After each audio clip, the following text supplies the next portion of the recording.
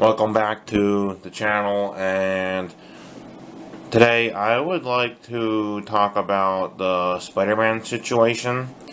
So, Sony and Marvel had a split recently, and as far as I know, they're still split. I could be wrong on that, but Spider-Man is not in the MCU anymore. So that means he has to basically have his own standalone movies again, which that I don't know how that's gonna go down, because there were things they were doing with him in the Marvel Avengers movies and stuff that they're not gonna be able to do now. They're not gonna be able to finish those stories out. So it's hard to say what I think of the situation, but I mean, I guess he's a Sony property. It is weird to say that because I always think of him as like a Marvel character, which I mean he is, but as far as movies and video games are concerned, I guess Sony's in charge of that. And speaking of Spider-Man video games, I've only played a very little bit of the PS4 game. It looks pretty good. I played a little bit of it. I don't own a copy of it, so unfortunately I can't say a whole lot about the PS4 game other than it's a nice looking game. But if we go back to other Spider-Man games like Ultimate Spider-Man from the PlayStation 2, that was a really good game. So in Ultimate Spider-Man for the PlayStation 2, you played as Spider-Man for most of the game, but you also played as Venom. And after beating the game, you got a bonus. Well, you could switch between Spider-Man and Venom anytime you wanted once you beat the main campaign. And playing as Venom in that game was really good, and it kind of amazes me that there hasn't been another Spider-Man game where that's a possibility. You can't really do that in the newer games. And if you can, you don't get full extent of Venom's powers when you do get to play as him. But in Ultimate Spider-Man, you got everything. If Venom could do it, you could do it. You had all his powers then. But, I don't know. The closest thing we got to that now are the Lego games, the Lego Marvel games. Which are fine. At least a couple of them were pretty good in terms of what you could do with Spider-Man, Venom, and the other characters. But getting back to the Spider-Man movies, I haven't seen all of them. I've only seen a few, and I didn't sit all the way through one of them just because I got bored. I can't remember which one it was, but I tend to have a bit of a short attention span at times, so that's really the only reason I got bored of it. But I'm trying to decide what I think about the Sony Marvel situation with Spider-Man. I guess they'll probably work together. I can't imagine them completely splitting up forever, because I just feel like that's a bad move on their parts. But then we had the Venom movie, right? And I actually liked that movie. It was pretty good. Venom, even though like Venom's supposed to be a villain, and I'm used to him being portrayed as a really cool villain, they took a different route with him for the Venom movie. He's like kind of like an anti-hero now or something.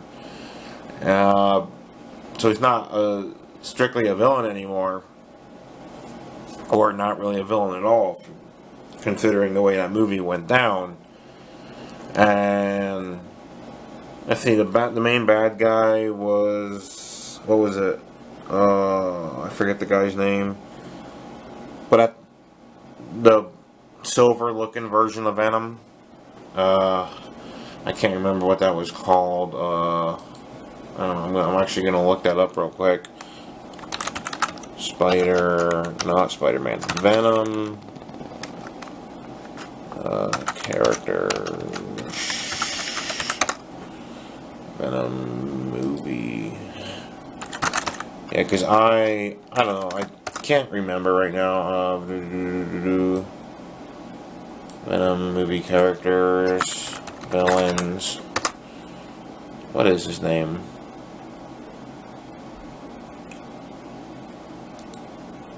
It is... Well, the other symbiote, basically. So the other symbiote in the movie that tries to kill Venom and pretty much everybody else. It was kind of creepy because there's a scene in the movie where you have this little girl and you see Venom, or not Venom, but the other symbiote, the evil symbiote. And it's kind of implied that he might actually have killed her. I don't really know what I think of that. Because throughout the course of the movie, everyone that the other symbiote bonds with ends up dying because, well, he kills them. And uses them as a vessel to move on to somebody else. So, that's, as far as the story goes for the movie, it was pretty good. And there were some good scenes, all kinds of, fight scenes were alright, plenty of action, and, like I said, the story was alright. So, I would like to see Venom 2 at some point, and given the bonus scene at the end of the movie with Cletus Cassidy, I think his name is, where he says there's going to be carnage, that can only mean one thing. Venom 2 has got to have Carnage in it. Carnage is one of the coolest villains in Spider-Man, or Marvel for that matter, because he's just completely insane. He's like Venom, but he's nuts. Absolutely. He's red. He's creepy.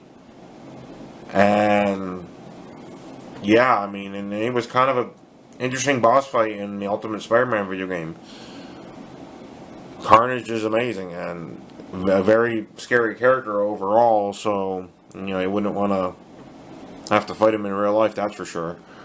But luckily, these symbiotes don't actually exist, as far as anybody knows.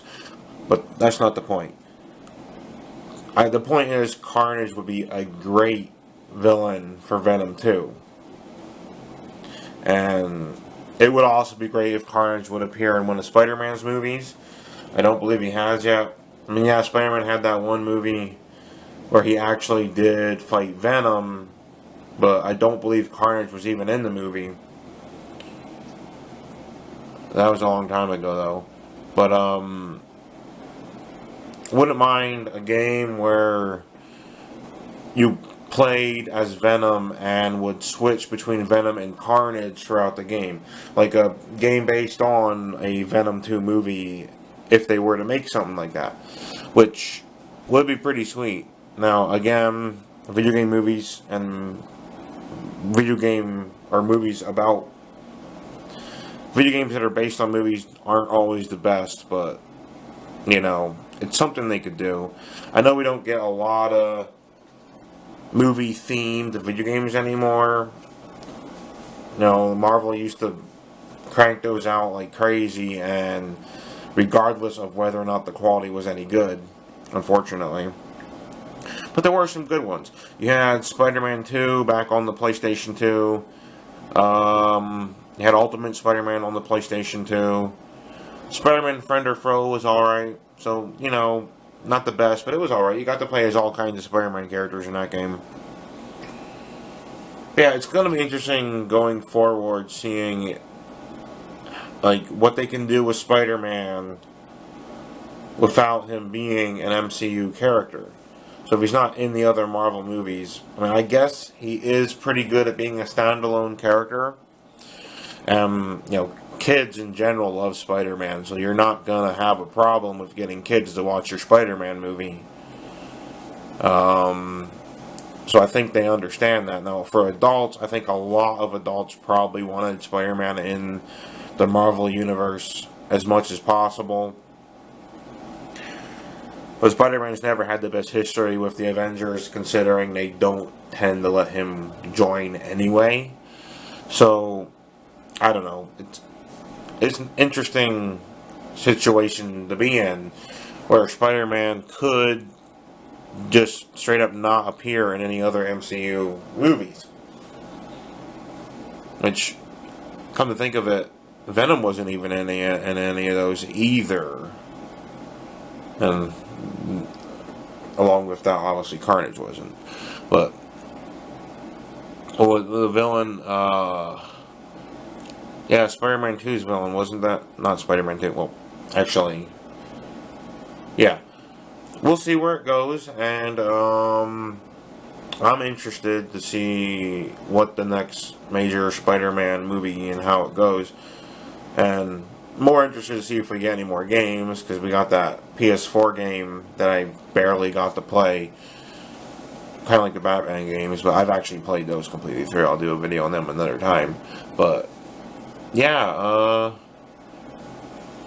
we'll see how that goes. And if you like Spider-Man, you like to talk about Spider-Man or Venom or Marvel, yeah, comment, like, subscribe, and we'll have a discussion about it. And, yeah, that's all I got to say about the Spider-Man, Venom, Marvel situation right now. But, yeah, see you around, and, yeah, have a good day.